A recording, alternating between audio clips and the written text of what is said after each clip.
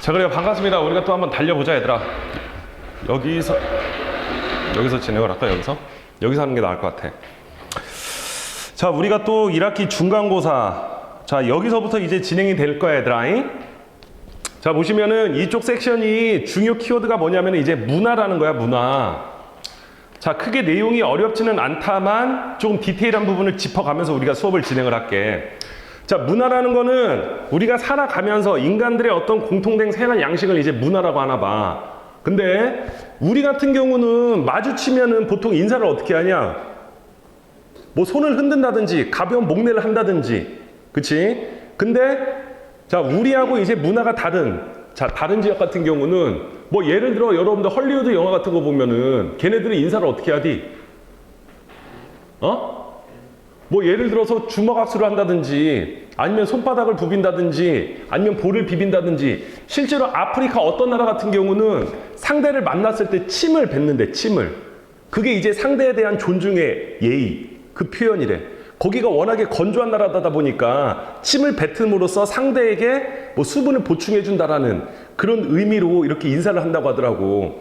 자, 비단 이렇게 우리가 인사법만 언급을 한 게 아니라, 자, 예를 들어서 사람이 죽으면은 장례 문화라는 게 있잖아. 우리나라 같은 경우는 장례 풍습이 어떻게 되니? 매장이나 화장을 할 것 같아.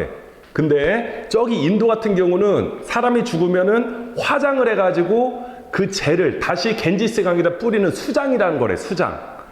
그러니까 힌두교 신자들에게는 인더스 강이 굉장히 그들의 신성한 공간이거든. 내세사사랑이라고 해가지고 지금 바로 육신이 죽긴 하지만 다음 생에 새로운 영혼으로 부활할 것이다. 뭐 그런 의미로 그런 어떤 장례 풍습도 있고, 저기 티베트 공원 같은 경우는 조장이라는 게 있어. 그러니까 사람이 죽으면 그냥 시신을 산비탈에다가 얹어놔. 그럼 독수리가 그걸 쪼아 먹어. 그러면서 그 독수리가 영혼을 하늘로 이끌고 갈 것이다. 이런 식으로 이렇게 문화라는 거는 굉장히 버라이어티하게 나타나거든. 자, 그 부분에 대해서 이제 우리가 한번 볼게. 자, 그래서 문화는 방금 말씀드렸듯이 인간의 공통된 생활 양식을 이제 우리가 비로소 문화라고 하고, 자, 문화권이라는 게 있나 봐. 묶어보렴. 문화권이라는 게 있습니다. 문화권. 그러니까 예를 들어서 우리는 이거를 지금 낫장이라고 하잖아, 얘들아.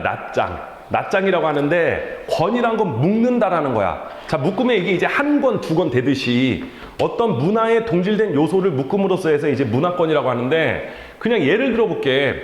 우리나라 같은 경우는 동아시아 문화권이라고 그래. 그 동아시아의 대표적인 나라가 이웃나라 일본과 중국이 있거든. 그러면 왜 한중일을 묶어가지고 동아시아 문화권이라고 할까? 그러니까 어떤 부분이 비슷해? 농사? 서양은 농사 안 짓나? 쌀? 야, 서양 애들도 쌀 먹어. 그렇지. 뭐 한자라는, 또 뭐가 있어? 뭐 유교라든지 불교라든지 이런 어떤 동질된 요소가 있을 것 같아. 자, 그거를 이제 우리는 문화권이라고 그래. 문화권. 오케이? 자, 그거를 이제 우리가 조금 더 디테일하게 나눠볼 텐데, 같은 문화권 내에서는 유사한 생활 양식과 문화 경관이 나타난다 그랬네요. 자, 여러분들이 언급했듯이 한중일. 자, 우리의 주식이 뭐냐, 얘들아? 쌀이야, 쌀인데, 저기 동남아 같은 경우도 쌀이야, 동남아 같은 경우도 쌀이야. 뭐 여러분들 필리핀이라든지 인도네시아라든지 태국 같은 경우도 쌀인데, 한중일 같은 경우는 똑같은, 그러니까 한중일은 쌀이 품종이 뭐냐면은 자포니카라고 그래. 자포니카. 그러니까 오늘 아침에 여러분들이 어머님들이 정성 쓰게 싸준, 자, 그런 쌀의 품종 봤을 때 약간 기름진 거 있지? 기름진 거. 어머님들이 이렇게 밥 짓는 과정 봤어, 얘들아?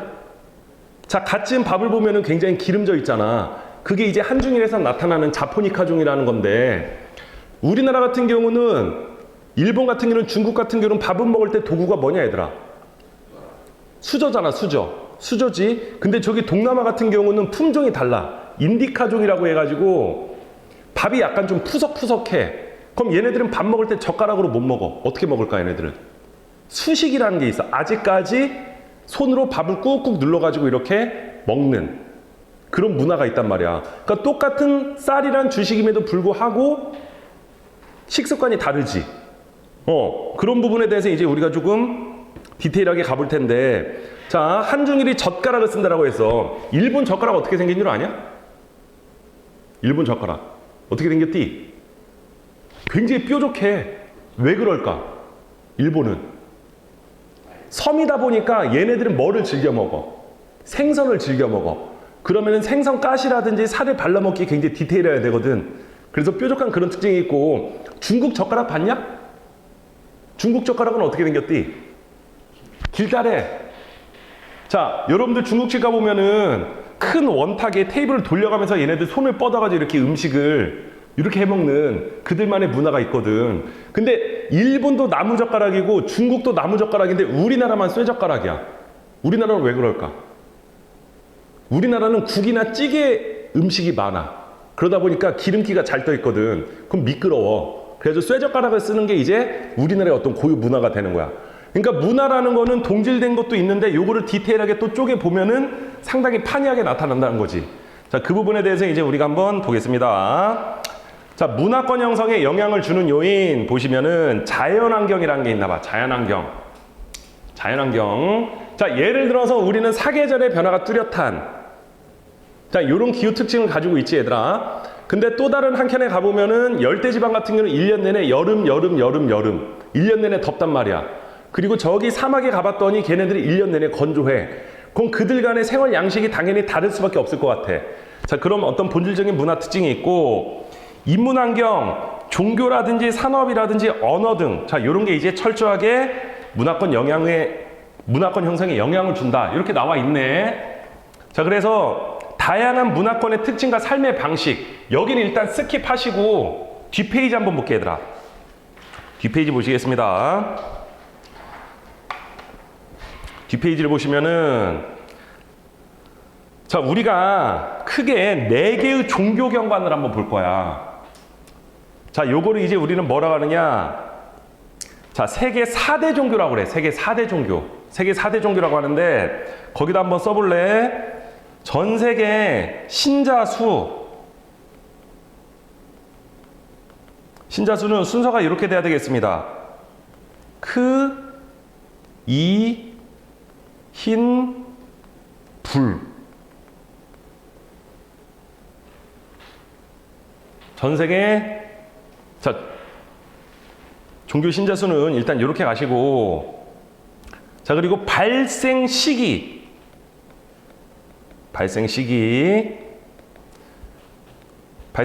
이렇게 가겠습니다.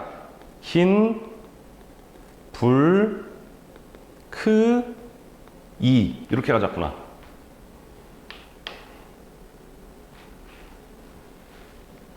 자, 요게 지금 세계 4대 종교야.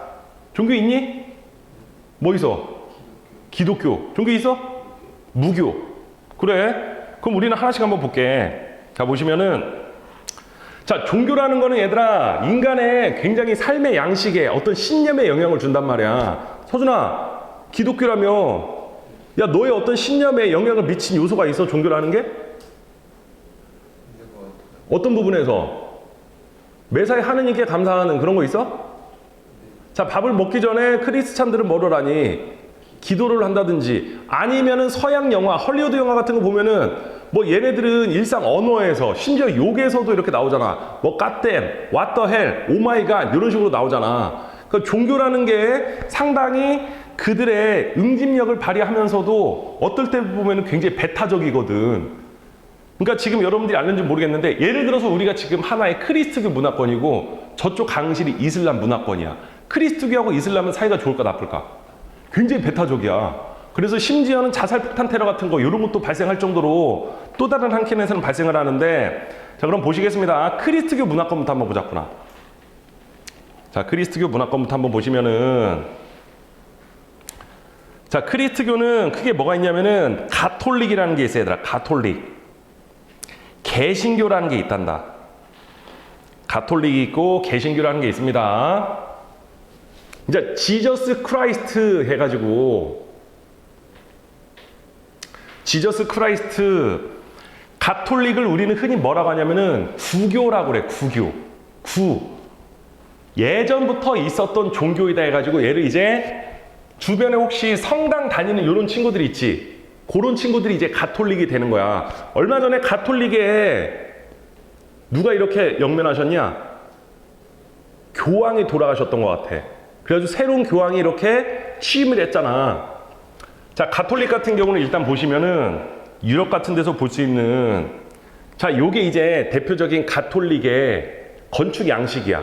그러니까 유럽에 가보면은 뭐 쾰른 성당이라든지 성소피아 성당이라든지 밀라노 대성당이라든지 일단 성당 앞에 서면은 상대를 압도할 정도의 규모가 굉장히 커. 스케일이 어마어마하거든. 그럼 그 당시에는 왜 이렇게 성당 건축물을 높고 스케일이 크게 조성을 했을까? 일단 자, 얘네들은 자, 하늘하고 맞닿으면은 하늘에 있는 누구를 만날 수가 있다. 하나님을 만날 수 있다. 저 위에 이제 뭐가 있어? 지상 낙원. 그들의 어떤, 그들이 열망하고 동경하던 지상 낙원이 저 하늘에 있고 하늘과 맞닿으면 하느님을 만날 수 있다. 어떤 그런 그들의 신앙에서부터 이렇게 건축물을 굉장히 크게 만들었는데, 혹시 중학교 때 역사 배웠으면은 그 당시에 얘네들 가톨릭 신부들이 국민들에게 뭐를 내다 파냐? 면죄부란 걸 내다 팔았던 것 같아. 자, 예를 들어서 자, 너 이걸 사면 어떻게 해주겠다? 너의 죄를 사해 주겠다. 그러니까 얘네들이 이제 변질이 돼가는 거야. 어떤 종교의 그런 신성함에서 벗어나가지고 너무 이런 물질적인 걸로 이렇게 변질이 되다 보니까 여기서 빠져나온 애들이 바로 이제 루터나 칼벤 같은 대표적인 신학자들이 뭐를 주장을 하냐? 얘네들이 95개조 반박문해가지고 야, 개소리 하지 마라. 야, 이런 면죄부 따위로 어떤 신앙심을 시험하려 하지 마라. 오로지 하나님 같은 경우는 근면 성실한 사람들을 알아서 천국으로 데리고 갈 것이다. 그래서 거기서 빠져나온 종교가 바로 뭐가 되는 거라고, 얘들아? 개신교가 되는 거란다. 개신교. 그러니까 가톨릭 같은 경우는 주로 어디에서 믿느냐면은 남부 유럽에서 많이 이루어져. 저기 이탈리아라든지 스페인이라든지 그리스라든지 자, 이런 동네. 반면에 개신교 같은 경우는 이제 오늘날 미국의 주류를 이루는 거지. 자, 여기 되겠습니다. 자, 이슬람 한번 볼까요? 이슬람. 자, 이슬람을 보시면은 이슬람은 초승달이 그들의 상징이 되겠습니다. 초승달. 초승달 보시면은 와이파이를 어떻게 잡아야 되지? 와이파이가 따로 안 잡히나? 자, 이슬람교를 보시면은 이슬람의 대표적인 지도자가 누가 있냐, 얘들아? 무하마드라는 사람 들어봤는지 모르겠다. 자, 무하마드라는 사람이 자, 여기 이렇게 아프리카 대륙이 있습니다. 자, 여기가 이제 사우디아라비아의 메카라는 곳이야. 사우디아라비아의 메카. 자, 무하마드라는 사람이 밤새 잠을 자는데 어느 날 꿈속에서 천사 가브리엘의 계시를 받아. 문득 눈을 뜨면서 이 사람 신의 계시를 받은 날 하늘을 봤더니 그 당시에 초승달이 떠 있다 해가지고 이 지역에 이슬람을 믿는 국가들, 지금 보고 계신 뭐 사우디부터 해가지고 알제리, 리비아, 이집트, 그리고 이쪽 중앙아시아 가게 되면은 무슨 스탄 국가들이 굉장히 많아. 우즈베키스탄, 키르기스탄, 아프가니스탄 등등등. 스탄이란 건 이슬람으로 이제 국가라는 뜻이거든. 그럼 걔네들의 국가의 국기를 보면은 어떤 문양이 떠 있을까, 얘들아? 초승달이 굉장히 많아. 그래서 그들을 상징하는 게 보통 이제 초승달이 되는 거거든. 그러니까 이슬람 같은 경우는 보시면은 진리를 상징하는 초승달을 볼 수가 있고, 도명 지붕. 자, 요게 지금 이슬람에 뭐가 되는 거라고, 얘들아? 모스크라는 게 되는 거란다. 모스크. 모스크 양식이라고 합니다. 모스크 양식. 자, 그리고 아라베스크라고 그래. 아라베스크. 신을 형상한 조각상은 찾아볼 수가 없다.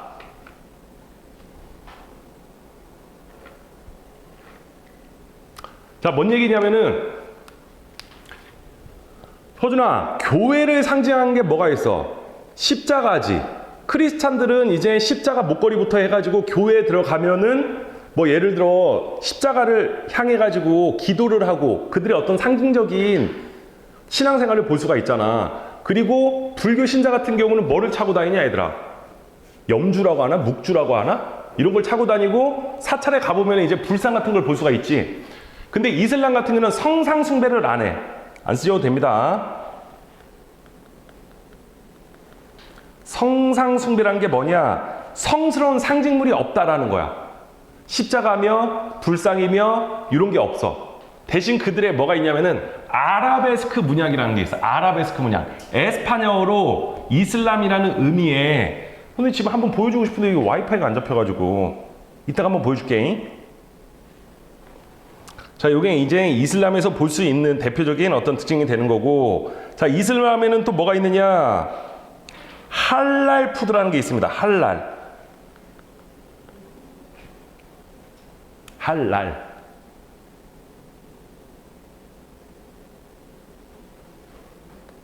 이게 뭐냐? 돼지고기를 금식하게끔 하는 거야.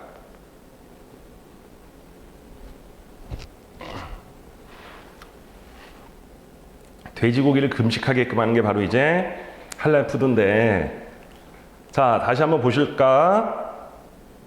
여기가 지금 세계 최대의 사하라 사막이라고 그래.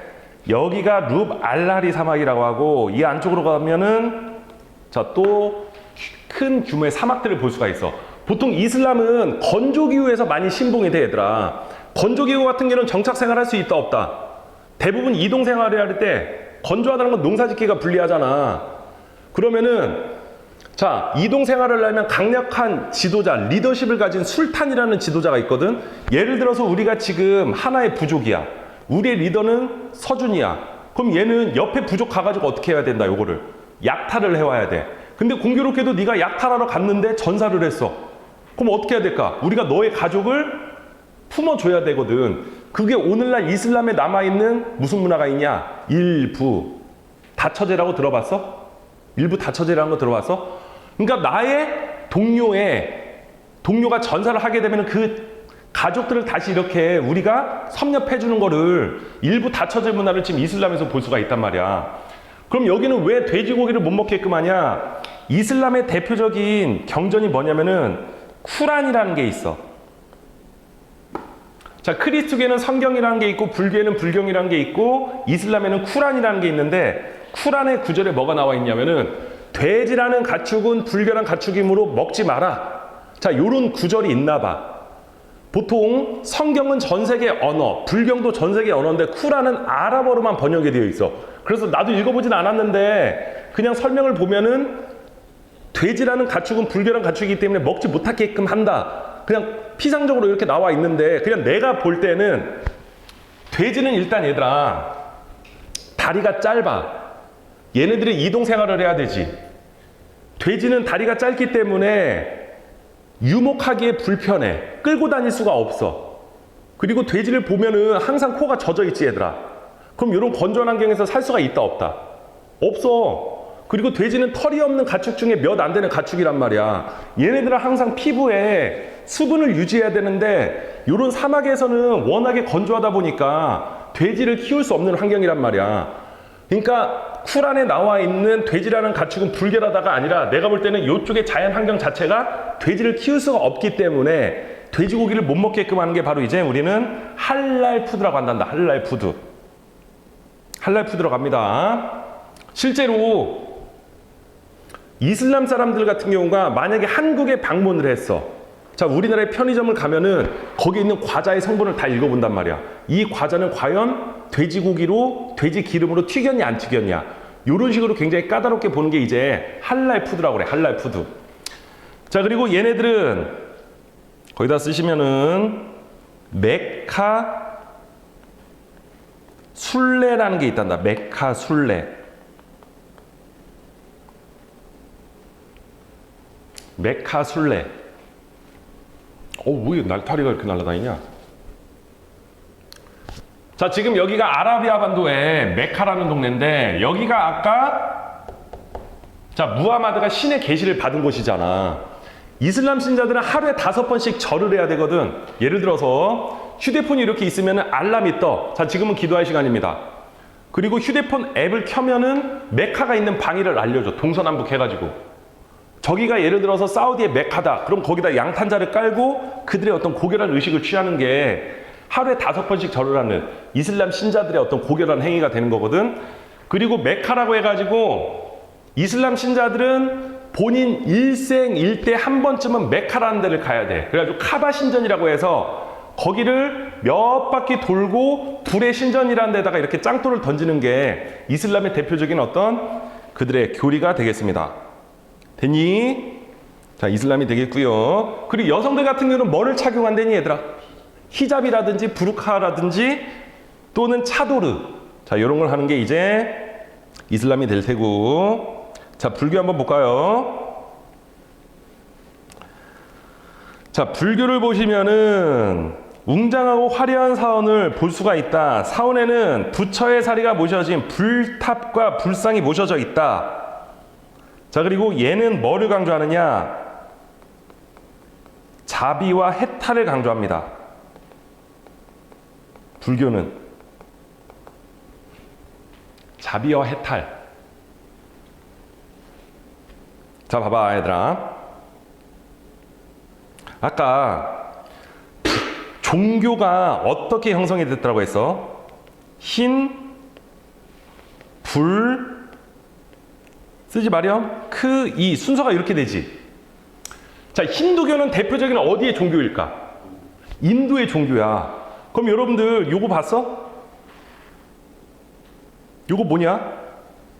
통일신라 시대 때 골품 제도라는 거 알아?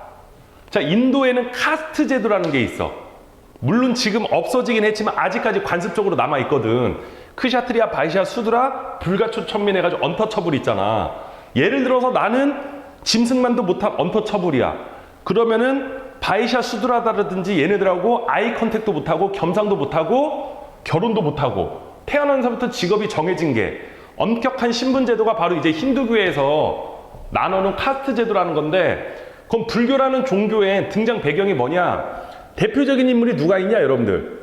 석가모니라는 인물이 있지. 우리가 흔히 부처님이라고 부르는데 석가라는 민족의 몬이라는 사람이다. 이래서 석가모니라고 그래. 근데 이 사람은 출신이 뭐였어? 왕족이었어. 자기는 왕실 내에서 그냥 세상은 마냥 행복하고 마냥 아름다운 줄만 알았는데 어느 날 왕실 밖을 나와 봤더니 굶주린 사람들, 고통에 몸부림치는 사람들, 자, 요런 사람들을 보고 이 사람이 이제 현타가 왔나 봐. 야, 이거는 내가 생각했던 그 세상이 아니다. 그러면서 불교라는 게 뭐를 내세우면서 인간 평등을 내세우는 거야. 인간 평등. 천상천하 유아 독존 해가지고 하늘 아래 땅 위에 모든 사람들은 평등하다. 왜 이렇게 태어나면서부터 신분제가 또렷하게 나뉘어 있냐? 자, 요거를 디스하면서 나온 종교가 바로 이제 불교라는 종교가 되는 거야. 그래서 자비와 해탈, 깨달음을 얻고자 하는 거야. 깨달음을 얻고자 하는 거야. 너 어제 몇 시에 잤냐? 12시에 잤어? 너 왜 이렇게 울려고 그래? 너 지금 졸려 죽겠지? 감기약 먹어가지고 힘들어? 괜찮아? 그래. 좀 힘들어하는 게 보여가지고.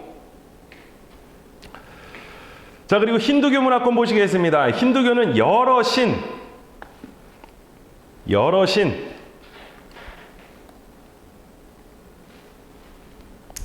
자, 크리스트교는 유일신이야. 유일신. 신은 유일하게 하나.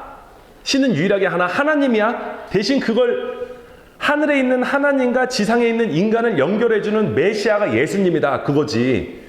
그리고 이슬람에도 신은 유일하게 하나님. 그걸 연결해주는 게 이제 누가 되는 거야? 무하마드가 되는 거야. 불교는 신이 있다 없다? 불교는 신이 없단다. 근데 힌두교는 여러 신이라는 거는 다신교란 뜻이야. 다신교. 얘는 다신교입니다. 다신교. 여러 신을 믿는다 해가지고 사랑의 신, 파괴의 신, 수많은 신들이 있어.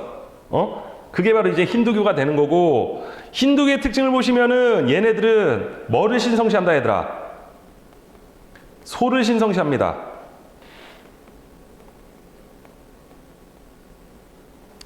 소라는 가축을 신성시한단다.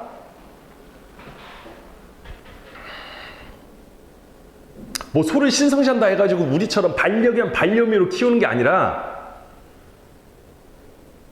인도라는 국가가 우리 인류에 있어서 소를 가장 먼저 농경으로 키운 국가거든. 야, 소의 수명이 얼마 정도 될까?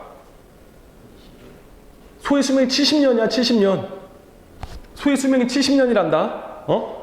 그러니까 소는 예전부터 인도 사람들에게 농경을 도와주는 하나의 또 다른 가족 구성원이야. 그럼 어떻게 해야 될까? 상당히 애착을 가지고 가족 구성원으로서의 어떤 동질감을 내세워야 되지. 그래서 소를 신성시하는 게 이제 힌두계의 대표적인 어떤 특징이 되는 거고.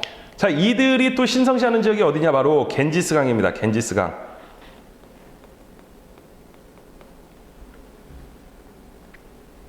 겐지스강. 아까 말씀드렸지만, 자, 힌두교에서는 사람이 죽으면 화장을 하고, 자, 그 씻은 재를 어디에다 뿌린다? 겐지스강에다 뿌리는 거야. 그래서 우리는 불교하고 힌두교의 특징이 뭐냐? 내세사상이라고 그래. 내세사상.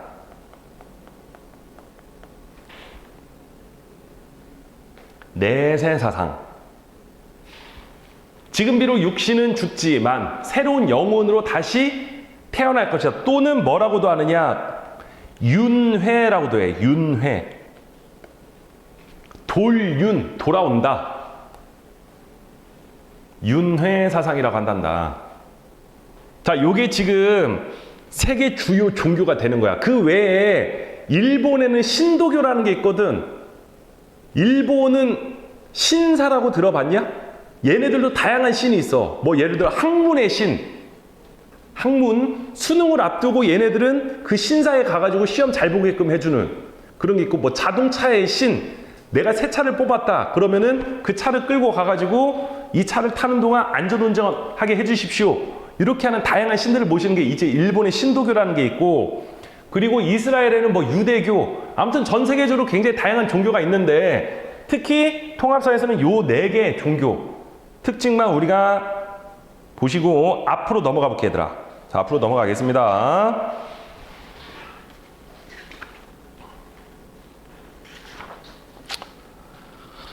자, 동양문화권 보자꾸나. 동양문화권. 자, 동양문화권은 계절풍, 동그라미 칠염.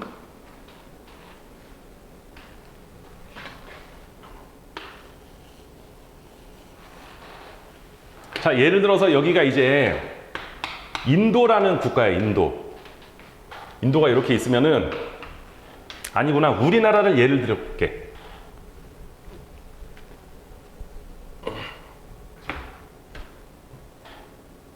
아, 이게 말라야 되는데 크레용이라서 안 마르네. 그냥 우리나라를 예를 들어 보겠습니다. 자, 우리나라가 이렇게 있으면은, 우리나라는 바람이 이렇게 불어오는 게 어느 시즌일까, 얘들아? 겨울이야, 겨울. 바람이 이렇게 불어가는 게 어느 시즌일까? 여름이야, 여름. 자, 바람이란 거 항상 불어오는 지역의 성격을 반영을 해. 자, 이 바람은 위에서 불어오니까 어떨까? 차갑지. 대륙에서 불으니까 건조하겠지. 겨울이 되면은 해마다 춥고 건조하고, 여러분들 샤워하고 보습제 발라주고, 여학생들 립밤 발라주는 게 겨울에는 춥고 건조하기 때문에 그렇고, 여름이 되면은 밑에서 불어오는 요 바람에 의해서 덥고, 바다에서 불어오니까 어떨까? 습해.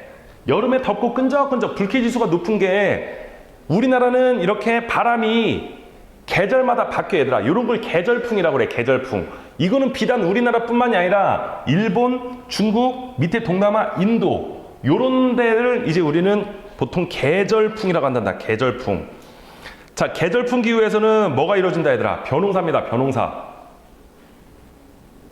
벼농사입니다. 동아시아 문화권이야 워낙에 익숙하죠. 어디가 있다, 얘들아? 우리나라, 일본, 중국, 조금 더 확대 보면 몽골, 대만까지도 언급을 하는데 그냥 한중일이라고 생각을 하면 될 것 같아. 자, 유교가 있습니다. 불교, 한자를 사용을 한다. 요게 이제 동아시아 문화권이 되는 거야. 예를 들어서 서준아, 대학 어디 갈 거야? 성균관대. 대학 왜 갈 거야? 아, 미안. 손이 이름을 못 물어봤네. 이름이 어떻게 됐지? 지호야. 너는 대학 어디 갈 거야? 아주대. 대학 왜 갈 거야? 하고 싶은 거 하려고? 야, 그래도 너네들은 좀 튀었다. 원하는 게 있고 하고 싶은 게 한다는 게 있다 보니까. 근데 한중일 같은 경우는 유교 문화권이다 보니까 대학 왜 갈 거냐 물어보면은 좋은 대학 가가지고 부모님께 효도하고 국가에다 충성하기 위한 목적으로 대학을 간다. 일단 이런 사고관이 있어. 근데 서양 애들 같은 경우는 보통 대학 왜 갈 거야? 나의 꿈을 이루기 위해서. 보통 이렇게 일반적으로 얘기를 하거든. 그러니까 유교라는 건 보통 동아시아 계절풍 벼농사 지역에서 벼농사를 하려면은 팀플레이가 이루어져야 돼. 티키타카가 이루어져야 돼. 예를 들어서 지호네 집이 내일 모내기를 한다. 옆집에 있는 내가 앞집에 있는 서준이가 서로 이렇게 도와주는 거란 말이야. 그럼 팀플을 하기 위해서는 우리는 그 룰을 깨면 안 돼. 그 룰을 깨면 안 돼. 그러니까 예를 들어서 잘 봐봐. 야, 우리는 보통 학교 수업할 때 자, 애들이 20, 30명 수업을 하다가 혼자 손 들고 이렇게 질문을 하려고 하면 어떠냐 조금. 남의 시선이 의식이 되잖아. 그러니까 동양의 약간 관점은 뭐라고 해야 되니? 어떤 팀플을 좀 깨면 안 된다라는 공동체, 그걸 굉장히 중시하는 반면 서양 애들은 학교 수업 어떻게 하디? 원탁에 둘러 앉아가지고 서로 주거니 받거니 하잖아. 얘네들은 개인 플레이가 이루어지잖아. 동아시아가 이렇게 벼농사가 발달한 이유는 계절풍의 영향으로 벼농사를 하려면 협업을 해야 되고 그로 인해서 팀플레이를 하려면 공동체, 그걸 중시하는 게 바로 이제 유교가 되는 거야. 유교. 자, 동남아시아 문화권 한번 볼래? 동남아시아는 다양한 문화가 혼재가 됩니다. 다양한 문화가 혼재가 된단다. 그냥 한번 보겠습니다. 여기가 동남아시아 문화권인가 봐. 보시면은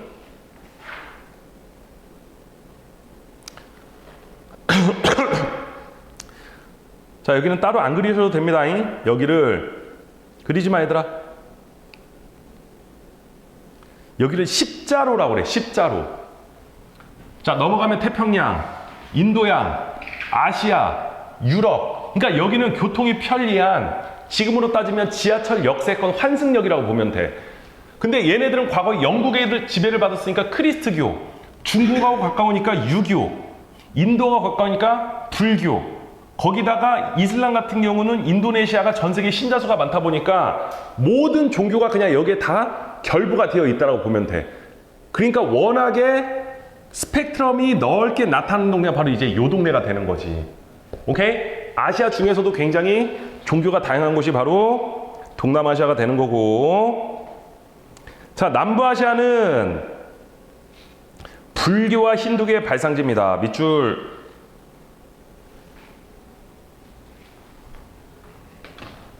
자, 남부아시아의 대표적인 나라가 어딜까 얘들아? 인도야. 자, 여기로 이렇게 흘러가는 걸 쓰지 마렴. 겐지스강이라고 그래. 겐지스강. 여기서 이제 불교가 기원을 하고 여기서 이제 힌두교가 기원을 해.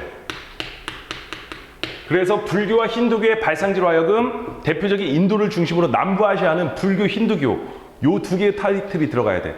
오케이? 확인했고요.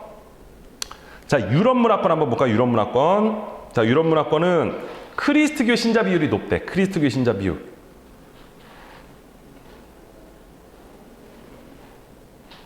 자, 민주주의와 자본주의의 기원지.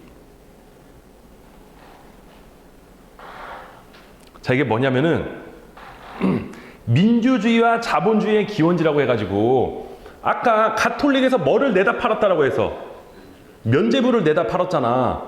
근데 거기서 반발하고 나온 애들이 바로 뭐야 이제 개신교였지. 개신교가 중시했던 건 뭘까? 근면성실이야. 근면성실. 야, 이딴 거 돈 주고 사봤자 천당 못 가. 그냥 지호 네가 맡은 바, 너는 학생이니까 학업만 열심히 하고, 자, 너는 근로자니까 일만 열심히 해. 너네들 맡은 바 소임만 충실히 하게 되면 알아서 어디 보내준다라는 거야. 이제 천당을 보내준다. 그게 바로 이제 자본주의가 되는 거야. 그러니까 자본주의란 게 뭐야? 한자 그대로 스스로 근본이 된다. 네가 10원어치 일을 하고 네가 100원어치 일을 하면은 그만큼 존중을 해주겠다라는 거 아니야. 그러니까 사람들이 거기에 이제 매료가 되고, 그러면서 유럽 사람들은 굉장히 자본주의에 빠져든 게 아무래도 크리스트교 색깔이 짙기 때문에 그런 거야. 자, 북서부 유럽 문화권 보시면은 북서부 유럽은 게르만족이란다. 게르만족. 남부 유럽은 라틴족, 동부 유럽은 슬라브족.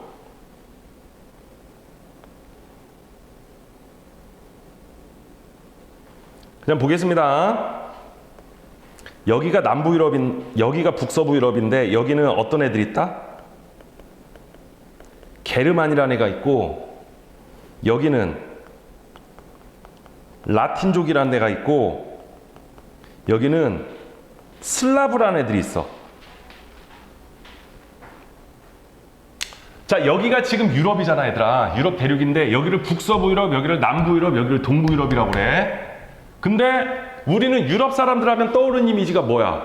그냥 노란 헤어에 뭐 그냥 얼굴 작고 기럭지 긴 애들, 얘네들이 대략 유럽 사람들 같은 그런 이미지가 느껴지잖아. 근데 요거를 또 디테일하게 나눠보면은 게르만족, 라틴족, 슬라브족으로 또렷하게 나뉜대. 게르만족, 축구 좋아하냐?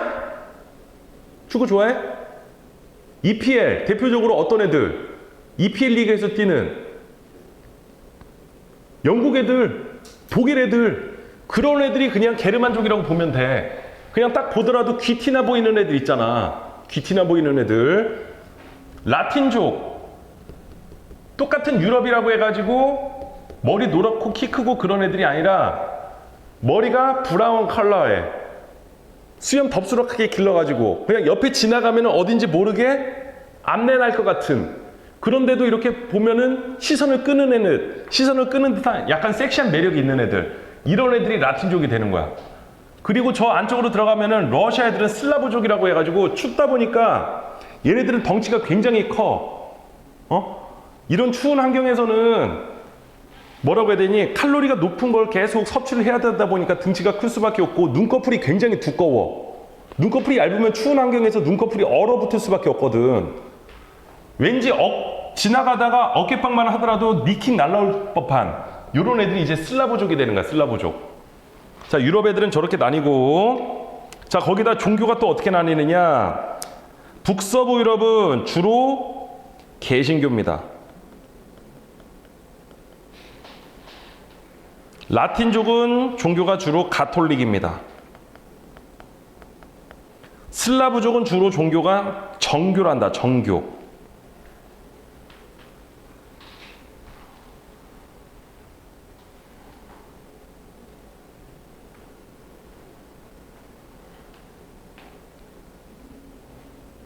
봐봐 얘들아. 그러니까 예를 들어서 자, 여러분들이 잠실에 있는 롯데월드를 갔어. 한중일, 소위 말하는 아시아 사람들, 한중일 세 명이 이렇게 나란히 있으면 구분할 수 있냐 없냐? 한중일 구분할 수 있냐 없냐? 어떻게 구분해? 야, 한국 사람, 중국 사람, 일본 사람 딱히 조금 도드라지는 특징들이 있지 않냐? 어떤 부분에서? 눈? 근데 중국 사람들 같은 경우는 그냥 우리의 평균인지는 모르겠지만 어딘가 모르게 약간 좀 불결해 보여. 우리 평균인지는 모르겠지만. 근데 실제로 그래. 야, 일본은 섬나라다 보니까 습하거든. 굉장히 땀이 많이 나. 그래서 일본은 어떤 문화가 발달했어, 얘들아? 욕간 문화, 온천 문화가 발달했어. 덥고 끈적끈적하니까 걔네들은 자주 씻어. 반대로 중국 같은 경우 건조하다 보니까 땀이 별로 안 나. 그럼 굳이 자주 씻을 필요가 없다 보니까 우리 입장에서는 얘네들이 약간 불결하다라고 느껴질 거야. 그러면 한중일 봤더니 한국 사람들이야 우리가 익숙하게 접하니까 알 테고, 중국 사람들 같은 경우는 어디가 모르게 약간 불결해 보이는, 그리고 일본 사람들 같은 경우는 소위 말하는 틱이라고 해가지고 혼혈이 많아. 혼혈이 2차 세계대전 때 저기 밑에 애들 저기 위에 애들하고 섞여가지고 그러면은 덧니가 많이 나고 약간 좀 얼굴에 혼혈에 독특한 특징이 있거든. 그럼 우리는 한중일을 구분할 수가 있는데, 예를 들어서 독일 사람, 예를 들어 스페인 사람, 러시아 사람 이렇게 세워놓으면 서양 사람들은 너네 구분할 수 있어 없어? 구분 못하지. 구분 못하지. 근데 얘네들도 엄연히 이렇게 세 개 민족으로 나뉘고, 그냥 예를 들어 볼게. 얘네들이 즐겨 먹는 술이 뭘까, 얘들아? 남부 유럽 애들이 즐겨 먹는 술이 와인. 여기가 이제 지중해성 기후라고 해가지고 대표적인 작물이 포도야, 포도. 근데 지금이야 냉장 시설이 발달했으니까 자, 먹고 남은 거를 보관할 수가 있는데 예전에는 보관이 힘들었을 것 같아. 그럼 이거 그냥 버리자니 아까워. 그래가지고 그거를 숙성시킨 게 오늘날 쟤네들이 즐겨 먹는 뭐가 되는 거다? 와인이 되는 거야, 와인. 와인이 되는 거고. 여기 애들은 뭐 즐겨 마실까? 여기 애들은 왜 맥주를 즐겨 마실까? 여기 애들은. 저기는 기반함이 석회암이 많아, 석회암. 우리나라는 굉장히 공용 화장실에 관대하잖아, 얘들아. 무료 화장실이 많지. 근데 유럽 같은 경우는 화장실이 대부분 유료고, 심지어 스타벅스나 맥도날드 가더라도 유료야, 유료. 아니면 밑에 바코드가 있어요. 그 바코드를 찍고 들어가야 돼. 메뉴를 주문하고. 그럼 쟤네들은 왜 이렇게 화장실이 유료로 해놨느냐? 석회질이 많다라는 거는, 그러니까 우리는 여행 다니다가 갈증 나면은 아이시스 삼다수 사 마시는 게 일반적이잖아. 유럽 애들은 뭐를 즐겨 마시냐? 탄산수를 즐겨 마셔. 뭐 예를 들어서 페리에 시그램 이런 거. 석회질이 많다 보니까 일반적으로 물을 마시면은 먹었을 때 몸에 담이 생기거든. 그래서 그 담을 제거하기 위한 게 물에다가 이산화탄소를 쏜 게 오늘날 탄산수가 되는 거야. 그러니까 화장실 같은 경우도 석회질이 많다 보니까 물을 내리면은 거기가 금방 막혀. 그래서 이거를 프리하게 풀어버리면은 유지 보수하기가 힘들다 보니까 얘네들은 비싼 돈을 주고 화장실을 그렇게 조금 규제하는 게 있거든. 탄산수를 마시려고 보니까 풍미가 조금 떨어지네? 그래서 볼이나 홉 같은 걸 숙성시킨 게 지금 지우가 얘기한 뭐가 되는 거야? 맥주가 되는 거야, 맥주. 여기 애들은 뭐를 즐겨 마실까, 술을? 위스키? 위스키 아니야. 보드카라고 들어봤어, 보드카? 굉장히 독한 술. 얘네들은 왜 이렇게 독주를 먹을까? 추워. 추워가지고 알코올 도수 40도, 50도 되는 거 그냥 일상적으로 마신단 말이야. 슬라브 애들이 굉장히 피지컬이 좋아, 얘들아. 그런데도 전 세계에서 가장 단명하는 나라 중에 하나, 여기가. 남자 평균 수명이 50살밖에 안 돼. 얘네들은 왜 이렇게 금방 죽어 나갈까? 뭐에 많이 의존을 해서? 독한 보드카에 많이 의존을 하다 보니까 간질환 같은 게 실제로 많이 발생을 해가지고 평균 수명이 짧아. 러시아 애들 야구하는 거 봤냐, 얘들아? 러시아는 야구를 안 한단다, 얘들아. 러시아라는 나라는 야구라는 스포츠를 아예 안 해. 근데 아이러니하게 러시아가 전 세계에서 야구 배트 소비량이 세계에서 두 번째야. 야구 바타를 세계에서 두 번째로 많이 사는 나라야. 무슨 용도로 쓰는지 나는 잘 모르겠어. 그냥 너네들이 알아서 상상하시고. 자, 요게 지금 우리는 유럽을 조금 나눠봤는데 다시 앞으로 한번 넘어가 볼래?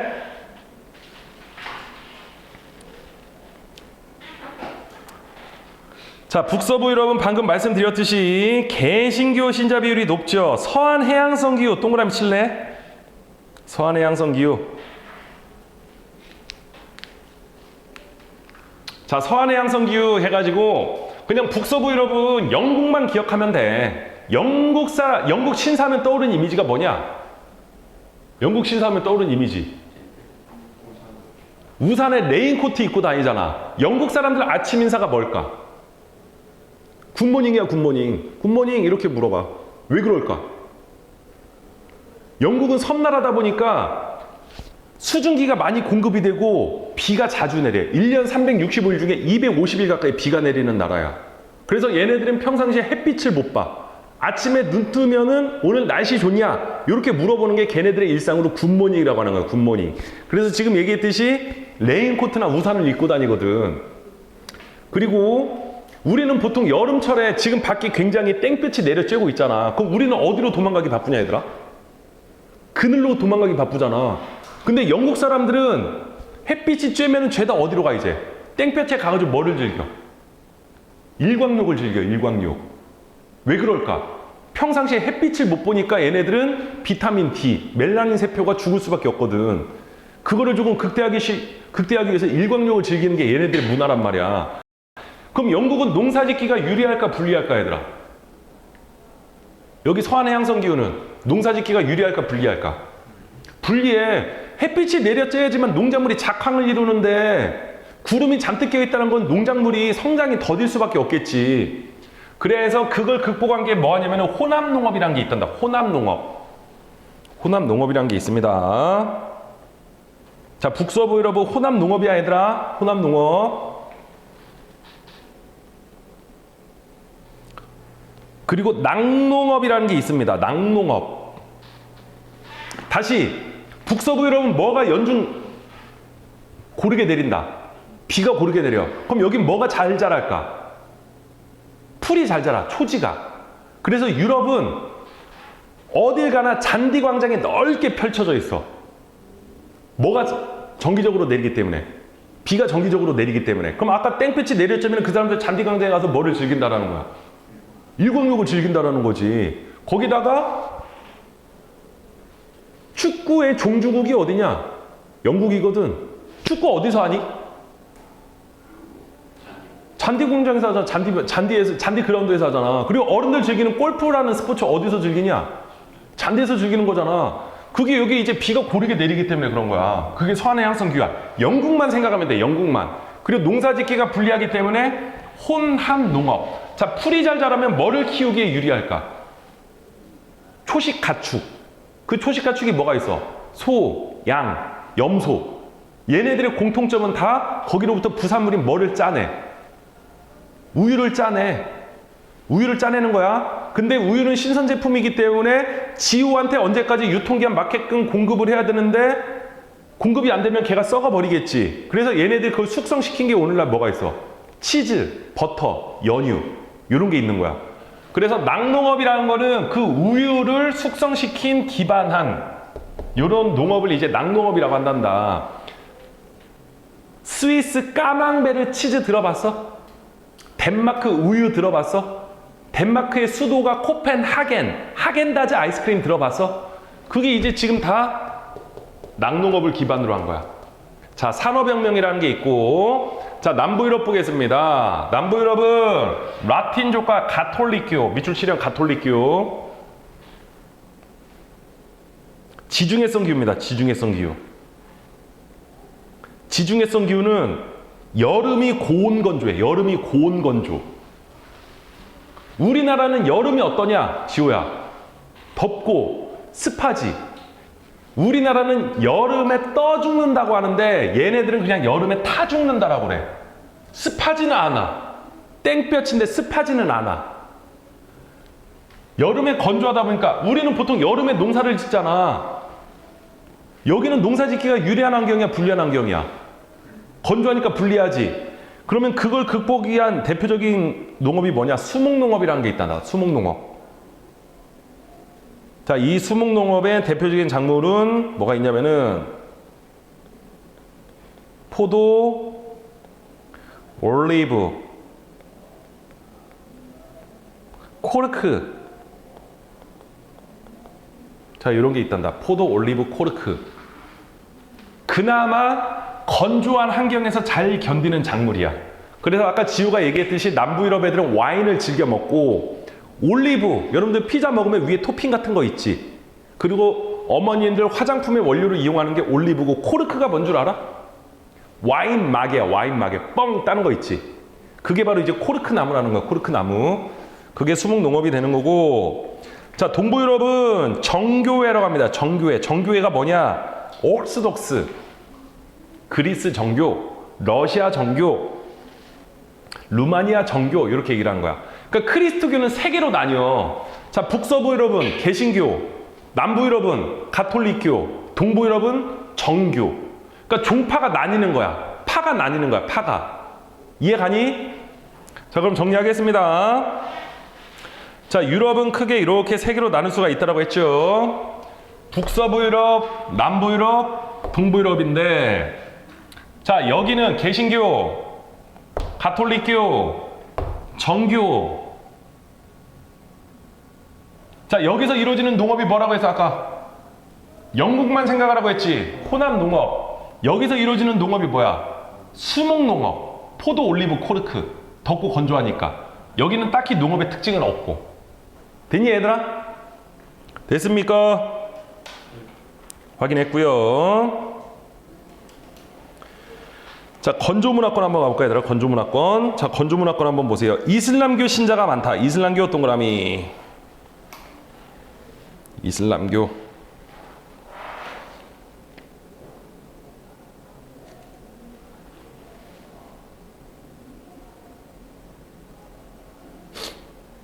자, 이슬람교는 대부분 건조한 국가들.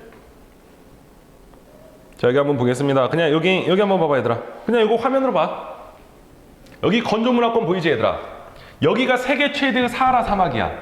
그 위에 보면은 모로코, 알제리, 리비아, 튀니지, 이집트, 사우디아라비아, 그리고 아랍에미레이트, 카타르, 안쪽으로 가면 튀르키예, 이란, 무슨 스탄 국가들. 얘네들이 이제 다 뭐가 되냐면은 이슬람이라고 보면 돼, 이슬람.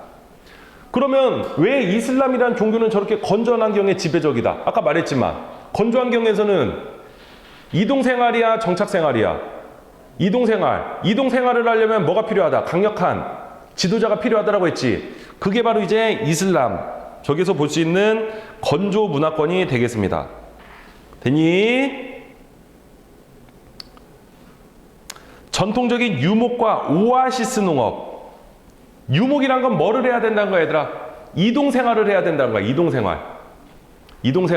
뭐 낙타를 끌고 다닌다든지 양을 끌고 다닌다든지. 자, 그리고 석유 개발로 인한 국제 분쟁이 심각하다. 자, 요게 이제 건조 문화권이 되겠지요. 잠깐 쉬었다 가자, 얘들아.